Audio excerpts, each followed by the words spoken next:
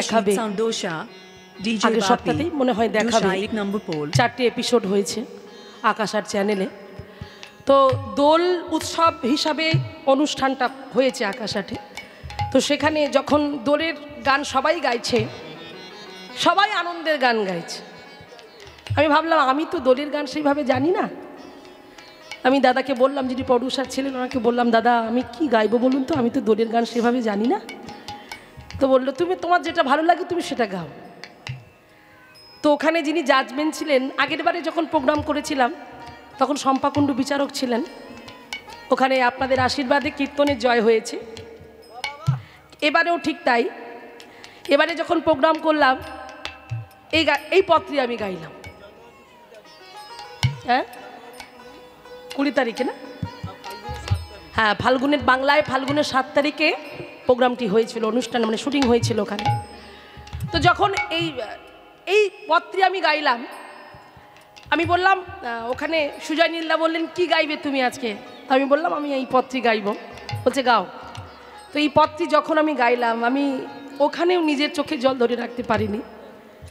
Judgement যিনি ছিলেন তিনি আর অন্য কেউ না। আমি ভাবলাম তিনি কি জাজমেন্ট করবে, বিশেষ করে কীর্তনের কি জাজমেন্ট করবে, এটা তো সম্ভবই নয়। কারণ উনি যিনি বিচারক তিনি হলেন যে সমস্ত রক গান বা ফোক সং এগুলোর জন্য ঠিক আছে, যিনি ছিলেন জোজো ছিলেন। তো যেখানে জোজো বিচারক সেখানে কীর্তন, এটা অসম্ভব ব্যাপার। আমরা সবাই আলোচনা করছি যে কি হবে, তো চলো যা হবে হবে। মহাজনের ভজনের কথা তো গিয়ে দাঁড়ালাম, দাঁড়িয়ে স্ট্যান্ড দিল, মাইক্রোফোন সামনে দিলেন, আমি গান শুরু করলাম, পত্রী গাইলাম। গাওয়ার পরে ওরা হাততালি দিতে ভুলে গেছে, পুরো সাউন্ড সব চুপ করে গেছে। আমি শুধু অবাক হয়ে তাকিয়ে আছি যে কোনো সাড়া নেই কেন। ওখানে যিনি ছিলেন জোজো ম্যাম ছিলেন, তিনিও কাঁদছেন, এবং যিনি অ্যাঙ্কারিং করছিলেন সুজয় নীলদা এসে বললেন, আচ্ছা সুভদ্রা আপনি কি সাক্ষাৎ সামনে ভগবানকে দেখতে পাচ্ছেন?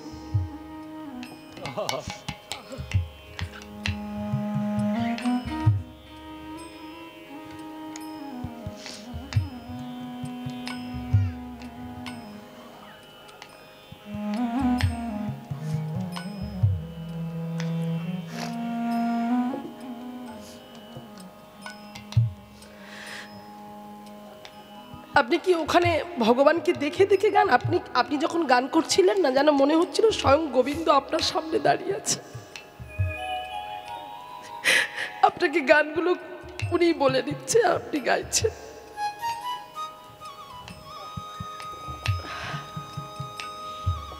আমি বললাম আমি তো গান গাইনি, আমার কোনো শক্তি নেই গান গাওয়ার, যার গান তিনি গাইয়ে নিয়েছেন। তখন হাততালিটা পড়ল। এটা আমার জীবনে অনেক বড় পাওয়া, তাই এটা আপনাদের আশীর্বাদ। এইভাবে আশীর্বাদ আপনারা আমার মস্তকে রাখবেন, এইভাবে জীবনের শেষ মুহূর্ত পর্যন্ত যেন এমন করে ভগবানের গানে ভগবানের নামে নিজেকে ডুবিয়ে রাখতে পারি। এবং 18 জনের মধ্যে সেখান থেকে 15 জন থেকে একেবারে কেটে কেটে 5 জন থেকে একটাই টপিক ছিল সেখানে, আর সেই টপিকটার জন্য সবাই অপেক্ষা করছিল। সেই জায়গায় দাঁড়িয়ে জোজো ম্যাম একটা কথাই বললেন যে ইনি আগেরবারও চ্যাম্পিয়ন হয়েছেন শুনেছি, কিন্তু এবারও না করে আমি থাকতে পারলাম না, তো এবারও কীর্তনেরই জয় হয়েছে। নিতাই গৌর প্রেমানন্দ। তো সেই জন্য পদাবলী আশ্রয় করবেন, প্রত্যেকের কাছে অনুরোধ। সংসারে সুখের মুখে তুলে দিয়া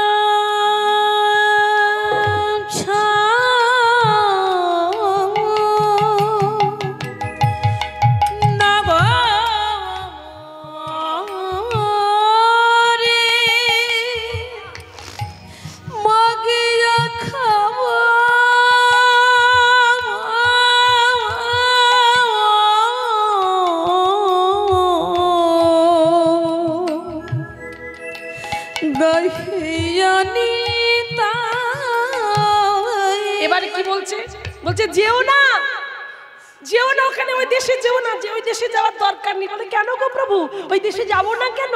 বলে কেন যাবে না জান? যে দেশে নিতাই নাই সে দেশে না যাবো, নিতাই বিমুখ জনা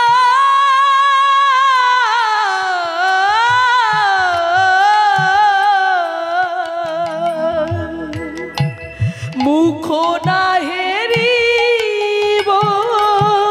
ওগো যে দেশে নিতাই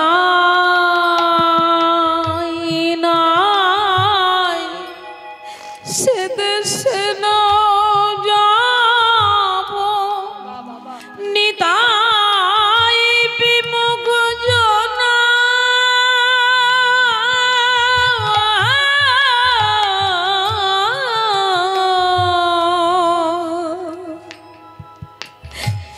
মুখ নহেরিব। গঙ্গা যারে পদ জলে হরশিরে ধরে, হেন নিতাই না ভজিয়া দুঃখ পেয়ে মরে। পদকর্তা কি বললেন? লোচন বলে মোর নিতাই যে মানা ভজিবে অনল ভেজা।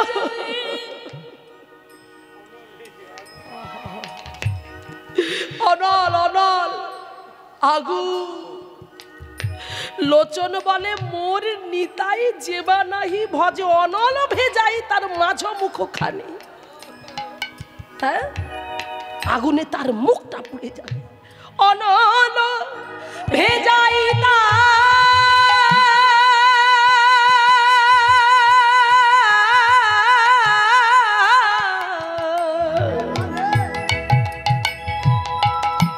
মাঝ মুখ খানে, নিতাই মোরি জীবন ধন। উলুধ্বনি নিতাই গৌর প্রেমানন্দ একবার হরি বল। জাতি নিতাই বিহনে মোর আরে নাহি গতি, নিতাই মোর জীবন ধন, নিতাই মোর জাতি, নিতাই বিহনে মোর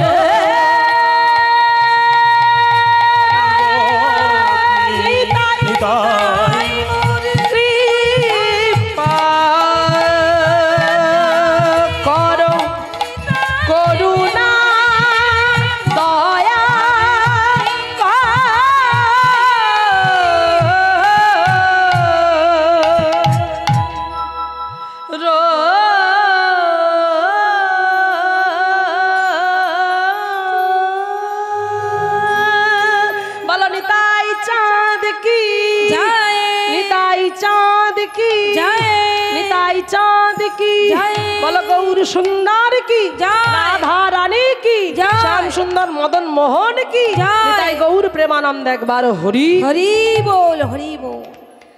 তাহলে এদিকে মায়েরা বলো দেখি লীলার মধ্যে কোথায় ছিলাম বলতে পারবে? হ্যাঁ গো, একটা লীলা শুরু করেছি তো সেই লীলার মধ্যে কোথা থেকে গানটা গেলাম মনে আছে? মনে হচ্ছে না। এদিকে কোন জায়গায় ছিলাম? হ্যাঁ হ্যাঁ, ভাইকে এসে খুঁজছে না? নিতাই চাঁদ ছুটতে ছুটতে আসছে, আমার ভাইকে দেখবো। পুরীধামে এসেছি, নয়ন জলে বক্ষ ভাসিয়ে কাঁদছে, আমার নিমাই কোথায়, আমার নিমাই কোথায়? এইবারে দেখুন সবাই এত ভিড় হয়েছে, এত ভিড় করে আছে মহাপ্রভুকে দেখার জন্য। এই তোমরা তো সরো তো, একটু সরো দেখি, আমাকে যেতে দাও, আমার ভাইয়ের কাছে যেতে দাও। মহাপ্রভু যেই দেখতে পেলেন, মহাপ্রভু ক্রোধান্বিত হলেন। কি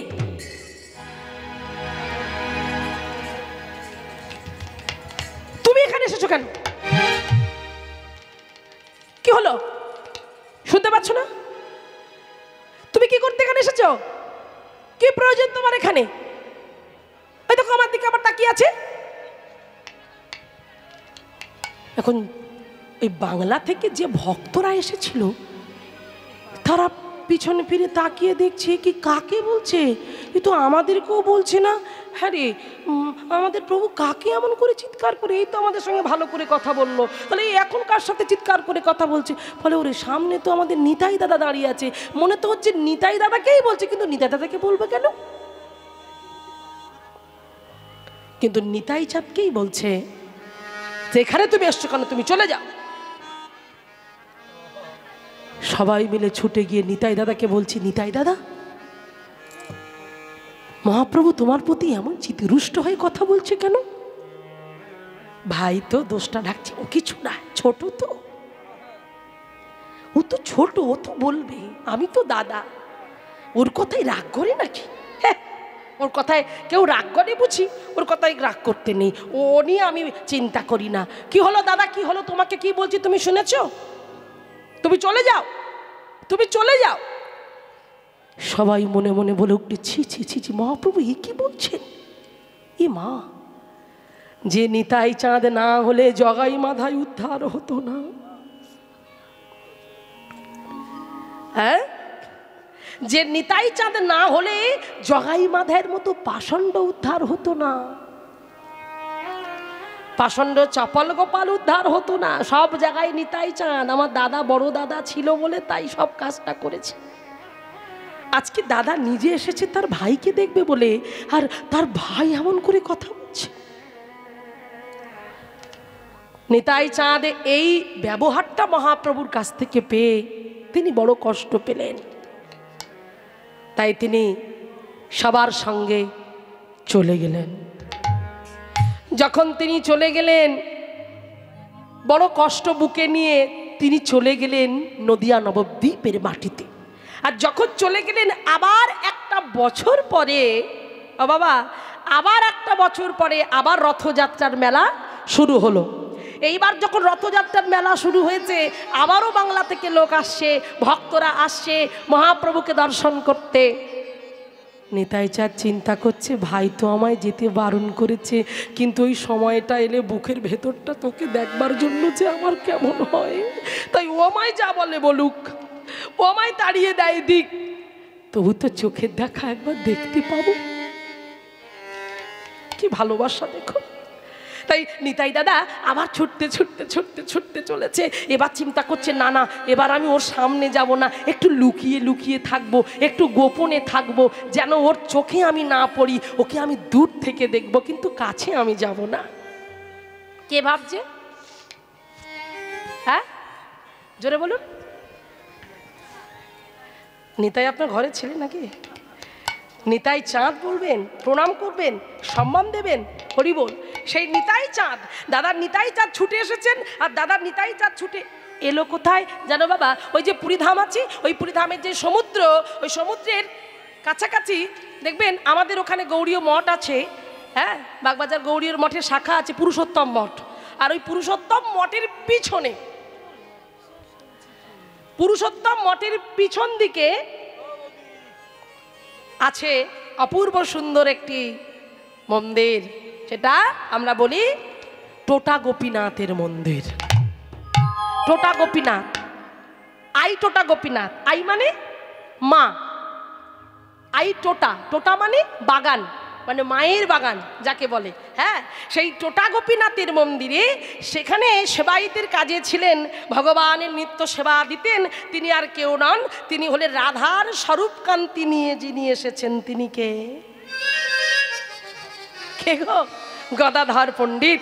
তাই আজকে গদাধর ওখানে সেবায়িত ছিলেন। আমার নিতাই দাদা আসবে তো আসবে, চিন্তা করছে যেখানে যাই আর না যাই আমি গদাধরের কাছে গিয়ে উঠবো। হ্যাঁ, গদাধরের কাছে গিয়ে আমি থাকবো, তাহলে আমাকে আমার ভাই দেখতে পাবে না। আর সবাই যখন যাবে চুপি চুপি গিয়ে আমি আমার ভাইকে দর্শন করে আসবো।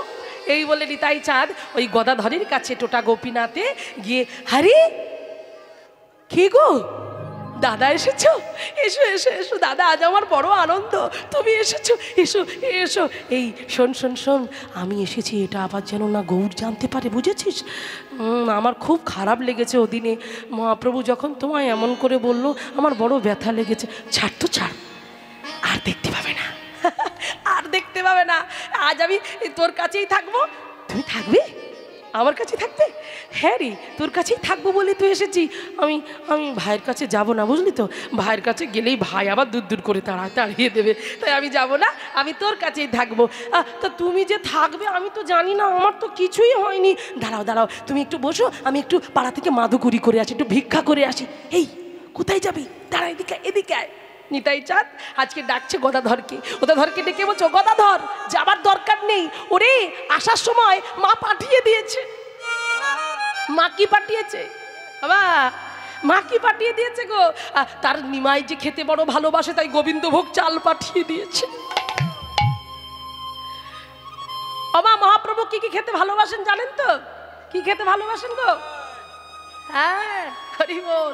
থোড়, মোচা, হ্যাঁ, লাউয়ের পায়েস, মায়ের হাতের লাউয়ের পায়েস খেতে তিনি ভীষণ ভালোবাসতেন, তাই এই সবগুলো তিনি পছন্দ করতেন।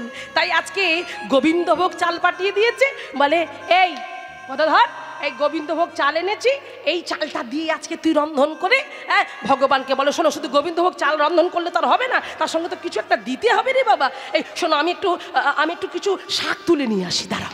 শাক শাক বলে যা যা। আর আর বাঙালি মানে একটু টক খেতে পছন্দ করে, বাঙালিদের টকটা খুব প্রিয়, তাই বলছে দাঁড়াও, তাহলে টকটা বানাবে কি করে? মানে দাঁড়াও, পাশ থেকে ওই গাছের তেঁতুল পাতা নিয়ে আসবো, আর সমুদ্রের নোনা জল। হরি বল, কি সুন্দর, হ্যাঁ, ভগবানের দেখো কি সুন্দর সেবা দেবে ভগবানকে। তাই ছুটতে ছুটতে গদাধর চলে গেল কিছু শাক তুলতে, আর তেঁতুল পাতা এনে আর ওই নোনা জলে টক তৈরি করবে বলে ছুটে আনতে গেছে। এবার এনে সুন্দর করে নিয়ে রন্ধন হলো। এবার রন্ধন করে ভোগ নিবেদন হবে ভগবানের সামনে। এবার ভোগ নিবেদন হবে বলে ওমা আসন পাততে হবে, তাই 3টে আসন পেতেছে। তো যেই 3টে আসন পেতে নিতাই বলে, হ্যাঁ রে, নিতাই চাঁদ বলছে, গদাধর 3টে আসন কেন? বলে বা 3টে আসন পাততে হবে না? হ্যাঁ শোনো, মাঝখানে তো আমার গোপীনাথ আছে না, তাই গোপীনাথের জন্য একটা আসন পাততে হবে, আর এদিকে তোমার আর এদিকে আমার। হরি বল। এবার দেখুন 3টে আসন পেতেছে। এবার আসন পেতে বলছে, শোনো, ভোগ লাগালাম, ভোগের না নিবেদনের না গান করলে হয়, তাহলে চলো ভোগের গান আমরা সবাই মিলে একটু গাই। ও বাবা, আমাদের মঠে এই ভোগ নিবেদনের যে গানটা, ভজ ভকত বৎসল শ্রী গৌর হরি, কিন্তু বীরভূম বাঁকুড়ার দিকে এই পত্রীর এই কথাটা একই গান, একটু কথাগুলো একটু ওলট পালট হয়ে আছে।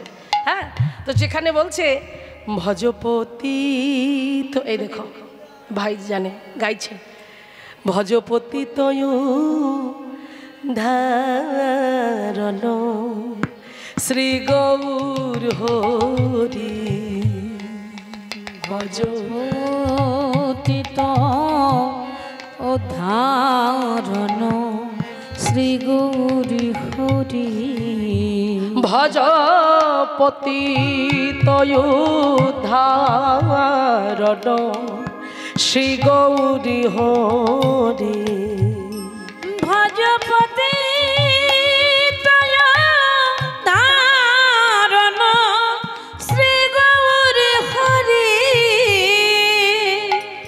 শ্রী গৌরী হরি নব দীপ বিহারী। উলুধ্বনি দাও গো, উলুধ্বনি। শ্রী গৌর হরি নব দীপ বিহারী, শ্রী গৌর হরি নব দীপ বিহারী, দীন দয়াময় হিতকারী, ভজপতি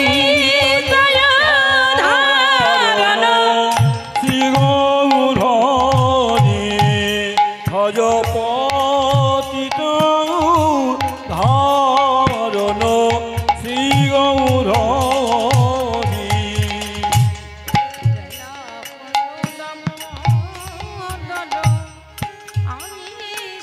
আমার এইবার যখন বলছে ভজ পতিত উদ্ধারণ শ্রী গৌর হরি, এবার যখন এই কি আসতে এই কি বললি, কি বললি? বলে কেন, গানে যেটা আছে সেটাই বললাম, এইটাই তো এই গানটা। বলে হ্যাঁ এইটাই এই গানই, কিন্তু তুই গৌরকে ডাকছিস কেন? তুই কাকে ডাকছিস বুঝতে পারছিস? যার ভয়ে আমি তোর কাছে এসে লুকিয়েছি, আর তুই ভোগ নিবেদন করে তুই তাকে ডাকছিস। সর্বনাশ! ও যদি এখানে আসার আমার রেহাই আছে? হ্যাঁ, আমি কি করব বলে দে। আর ডাকিস না। বলে তাহলে এই জায়গাটা কি? বলে কি বলবি আমি জানি না, আমি কি বলবি আমি জানি না, কিন্তু ওকে ডাকা যাবে না।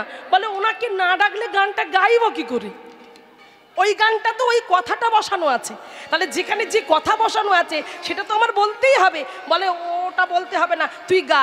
এবারে পরের লাইনটায় গিয়ে কেটে কেটে কেটে কেটে বলতে হচ্ছে, ওই জায়গাগুলো সব বাদ দিয়ে যেতে হচ্ছে। এবারে কি বলছে? আমি না জানি হে পরিপাটি, না জানি হে রন্ধা, আমি না জানি হে পরিপাটি, আমি না জানি রন্ধন, সুখা রুখা এক মুষ্টি করহ ভজন, ভজপতি ধারণ শ্রী গৌর হরি, ভজপতি ধারণ শ্রী গৌর হরি। বড় আশা করে ভিক্ষা মেগে এনে ছি গো, আমি ভিক্ষা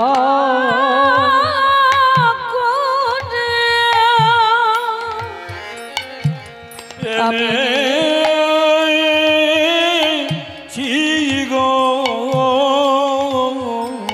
ওগো কৃপা করে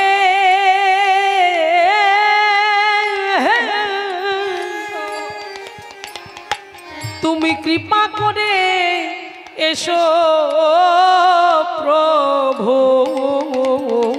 আমি ভিক্ষা মেগে এনেছি গো। এইবারে যখন কেঁদে কেঁদে নয়ন জলে বক্ষ ভাসিয়ে সেবা দিচ্ছে, সেবা দিতে দিতে এইবার কি বলছে? ওমা বামে প্রিয় গদাধর, তারপর কি? দক্ষিণে নিতাই, বামে প্রিয় গদাধর, দক্ষিণে নিতাই, বামে প্রিয় গদাধর, দক্ষিণে নিতা, বামে প্রিয় গদাধর, দক্ষিণে নিতাই, মধ্যয়াসনে বসে চৈতন্য গো। এই কি হলো? কি হলোটা কি? চুপ কর। আবার আবার ওই কথা, ছি ছি ছি ছি ছি ছি ছি ছি ছি। আর বলিস না বলিস না, তাহলে আমি কি বলবো? আমি আমি আমি বুঝতে পারছি না, আমি গানটা তো করতে দিতে হবে। আরে ওই জায়গাটা অন্য কিছু বলে সার না। আরে কি বলবো তুমি বলে দাও, তুই হু হু করে সেটা দে। বামে প্রিয় গদাধর, দক্ষিণে নিতাই, বামে প্রিয় গদাধর, দক্ষিণে নিতাই, হু হু হু হু হু হু হু ভজ আমায় না। তাহলে কি তার পরেরটা কি? বামে প্রিয় গদাধর, দক্ষিণে নিতাই, মধ্যাসনে কি?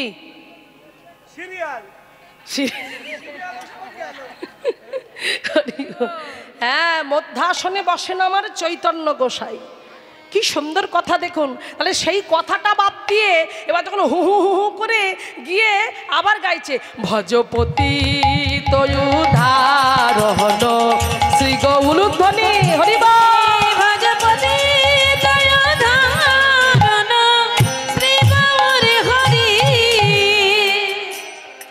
সঙ্গে সঙ্গে গাইছার এমন সময় শব্দ, দরজায় আঘাত করলে যে শব্দ, সেই শব্দ হলো কে? এই আস্তে, কে গো? এই অসময় দরজায় আঘাত করছে, গদাধরের বুকটা কেঁপে উঠল। তবে কি আমি যেটা মনে মনে ভাবছি তবে কি সেটা হতে চলেছে? আমি যেটা মনে মনে ভাবছি তবে কি সেটা হতে চলেছে? সত্যি যদি সেটা হয়, না না আমি কি করব? কিন্তু দরজা তো আমাকে খুলতেই হবে। কোনো শব্দ? কে? দরজার বাইরে দাঁড়িয়ে কে? কোনো শব্দ নেই, শুধুমাত্র ওই ঠক ঠক করে আওয়াজটা হচ্ছে। নিতাই চাঁদকে বলছে, দাদা যাব? যাও। এইবার যখন গদাধর এক পা এক পা এক পা করে ধীরে ধীরে দরজাটা খুলে দিয়েছে। প্রভু,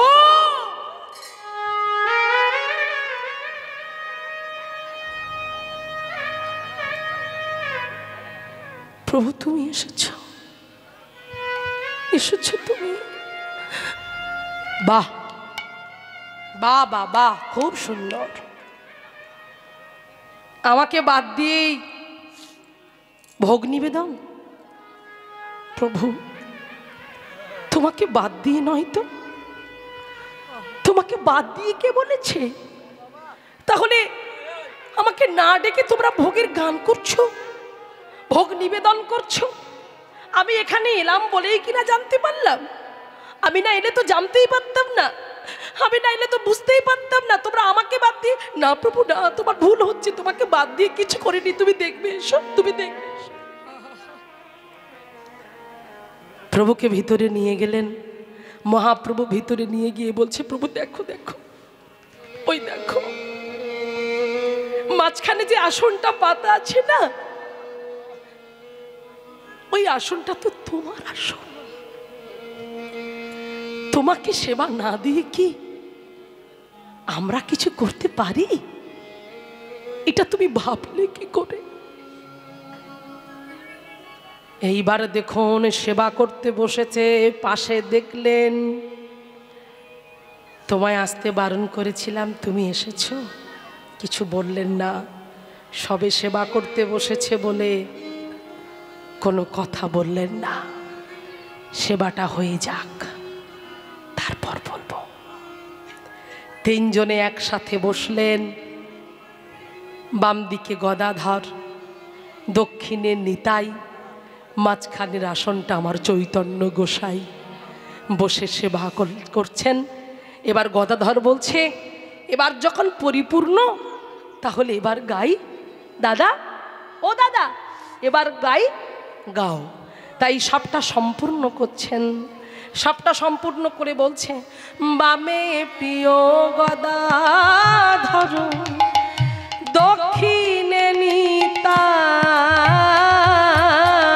বামে প্রিয় গদাধর, দক্ষিণে নিতাই। মধ্যয় শোনে বসেন চৈতন্য গোসাই, ভজপতি শ্রী গৌর হরি। আজ ভোগ মন্দির আলো হলো, আজ ভোগ মন্দির আলো হরিব। আজ ভোগ মন্দির আলো হলো। তিনি প্রভুর চরণ পরশে, আজ ভোগ মন্দির আলো হলো। তিনি প্রভুর চরণ, আবার তিনি প্রভুর চরণ পরশে ভোগ মন্দির আলো হলো। ভোগ মন্দির আলো হলো। ওই ভোগ মন্দির আলো হলো।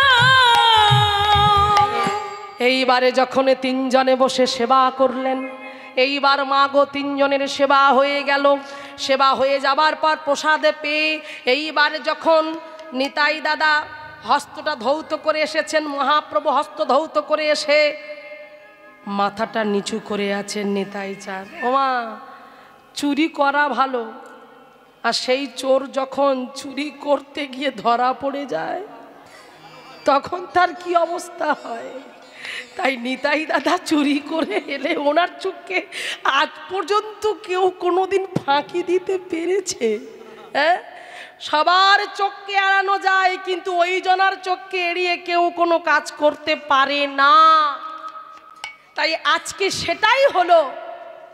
এইবার ধীরে ধীরে আমার মহাপ্রভু দাদার পাশে গিয়ে বসে দাদার অঙ্গটা স্পর্শ করে বলছে, দাদা।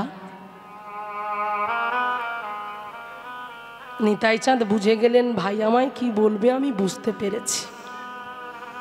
তাই বলছে, বল ভাই বল, তুমি তাহলে এলে কি করব বল? সবাই আসছে, মনটা বড় ছটপট করছে, তাই আমি ছুটে এলাম। কিন্তু আমি তো তোর কাছে যাইনি। দাদা তুমি বুঝতে পারছো না, তোমাকে আঘাত করার জন্য ওদিনে আমি বলিনি। আমার বলার পিছনে একটা কারণ আছে দাদা, তুমি বুঝতে পারছো না দাদা। আমি এখানে সন্ন্যাস নিয়ে চলে এসেছি, তুমি যদি ওই জায়গাটা ছেড়ে চলে আসো, বুঝতে পারছো ওটা কি হতে পারে? কারণ মুসলমানের শাসক মুসলমানে ঘিরে ফেলেছে, তারা তাদের ধর্ম নিয়ে এগিয়ে যাচ্ছে। এখন আমি চলে এসেছি এখানে, তুমিও যদি ওই হাল ছেড়ে দাও, আমরা অনেক কষ্ট করে ভক্তিরূপ বীজটা ওখানে রোপণ করেছি। ওই নদিয়া নবদ্বীপের মাটিতে তিল তিল করে একটু একটু করে চাঁদ কাজীকে উদ্ধার করে, পাষাণ্ড জগাই মাধাইকে উদ্ধার করেছি, চপল গোপালকে উদ্ধার করেছি। তুমি তো তার সাক্ষী আছো, আমি তো একা সাক্ষী নই। তাহলে তোমাকে নিয়ে আমি কাজটা করতে গিয়ে আমাদের কত কিছু করতে হয়েছে। তুমি বলো না, তুমি বলো না, ওই জগাই মাধাইকে উদ্ধার করতে গিয়ে মাধাই তোমার কপালে আঘাত করেনি? তোমাকে কত কষ্ট পেতে হচ্ছে। সেই কষ্ট সহ্য করে আজ আমরা একটা ভক্তির বৃক্ষ রোপণ করে এসেছি। আর তুমি যদি এখানে চলে এসে আমার সঙ্গে থাকো, তুমি বুঝতে পারছো ওখানের কি অবস্থা হবে। সেই জন্য তোমার হাতটা ধরে বলছে, দাদা তুমি চলে যাও, তুমি চলে যাও। দেখ ভাই, একদিনের জন্য এলে কিছু হয়ে যায় না। আমি তো একদিন মাত্র তোর সঙ্গে থাকবো, তাতেই হ্যাঁ হ্যাঁ হবে। তুমি বুঝতে পারছো না, ভূমিকম্প হলে লোককে বলে আসে না যে আজকে ভূমিকম্প হচ্ছে। ভূমিকম্প হলে 1 মিনিটের মধ্যে সবকিছু ধূলিসাৎ করে দেবে। দাদা তোমার তোমার পায়ে পড়ে বলছি, তুমি চলে যাও। নিমাই কি করছিস? পাটা ছেড়ে দে। না দাদা তুমি কথা দাও, তুমি আর এখানে আসবে না।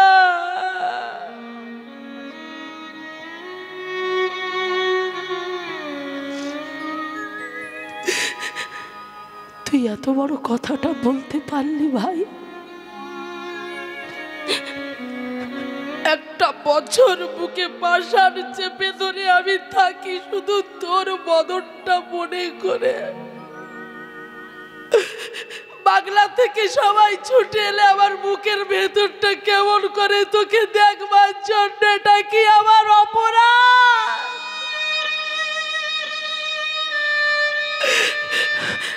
আমি যে তোকে খুব ভালোবাসি।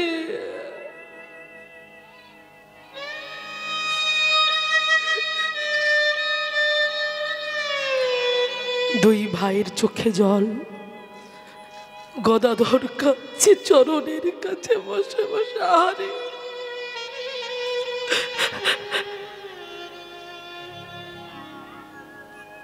প্রভু বলছে, দাদা আমি সব বুঝতে পারছি, আমাকে ছাড়া তোমার ভালো লাগছে না, আমি সব জানি, কিন্তু আমার কিচ্ছু করার নেই, তুমি চলে যাও।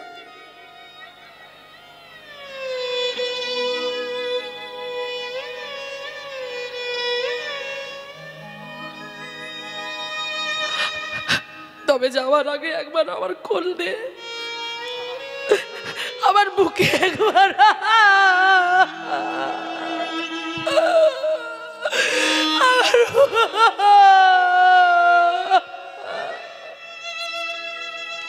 উলুধ্বনি নিতাই গৌর।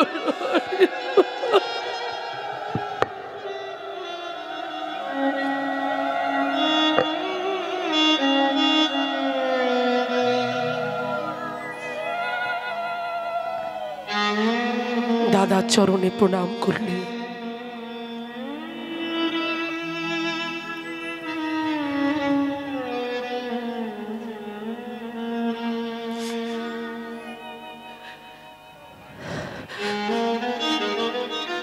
গদাধর থাকতে পারলেন না। গদাধর ছুটে গিয়ে নিতাই চাঁদের চরণ ধরে বলছে, দাদা তুমি এখানে এলে আমার খুব ভালো লাগে। মহাপ্রভু যে লীলাগুলো করে আমি কাকে বলবো? তুমি এলে এই লীলার কথা তোমাকে বলে আমি ভিতর থেকে সুখ উপলব্ধি করতে পারি, কিন্তু তুমি না এলে আমি কাকে বলবো?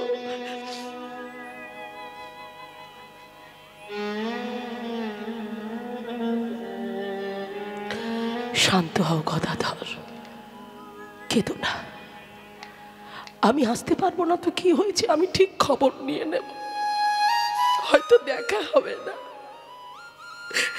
ভালো থেকো, ভালো থেকো। গদাধর এত কাঁদছে, মহাপ্রভু দেখলেন না।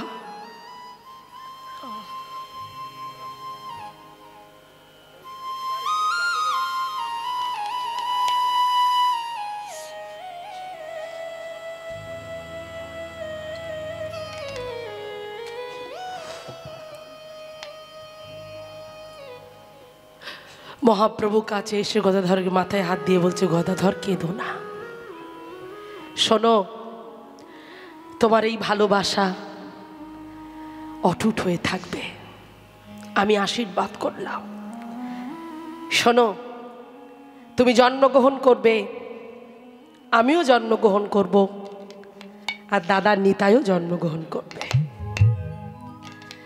আমি হব শ্রীনিবাস আচার্য, আর আমার দাদা নিতাই চাঁদ হবেন নরোত্তম দাস ঠাকুর, আর তুমি হবে রামচন্দ্র কবিরাজ হয়ে জন্মগ্রহণ করবে। নিতাই গৌর প্রেমানন্দ একবার হরি বল, হরি বল। তাই জন্য এই রামচন্দ্র কবিরাজের কথাটা বলতে গিয়ে এই কথাটা আমাকে বলতে হলো। তো সেই রামচন্দ্র কবিরাজ, সেই রামচন্দ্র কবিরাজ বাড়ি কোথায়? মুর্শিদাবাদ জেলা ভগবান গোলা থানার অন্তর্গত বুধরি গ্রাম। সেই বুধরি গ্রামের মধ্যবিত্ত পরিবারে জন্ম হলেন। বাবার নাম চিরঞ্জীব, চিরঞ্জিত নয়, নায়ক চিরঞ্জিত নয়, চিরঞ্জীব, হ্যাঁ। আর মায়ের নাম হলো সুনন্দা দেবী। সেই বাড়িতে জন্ম হলো, হরি বল। তাই আজকে আনন্দে সবার মন ভরে গেল, পুত্র সন্তান হয়েছে। তোমাকে পুত্র সন্তান হলে কার না আনন্দ হয়? তাই সেই সন্তানের জন্ম হলো কোথায়? রামচন্দ্রের জন্ম হলো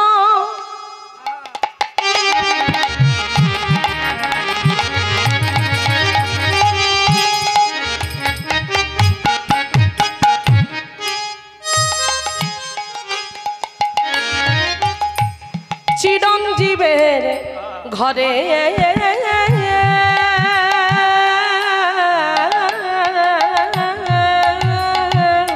ও গো রামচন্দ্রের জন্ম হলো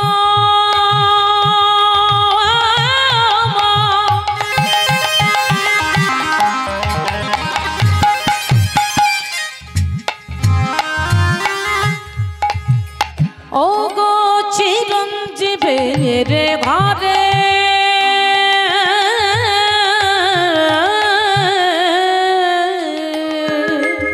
ওই গ্রামের যত নারীগণ ছিল, নারীগণ সবে মিলে উলুধ্বনি করে করে যে নারী ঘন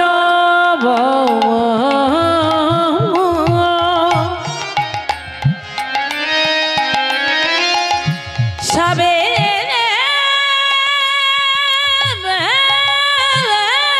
মিলে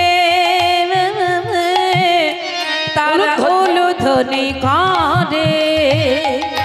নারীগণ সবে মিলে উলুধ্বনি করে করে নারীগণ সবে মিলে উলুধ্বনি করে আনন্দ আর ধরে না রে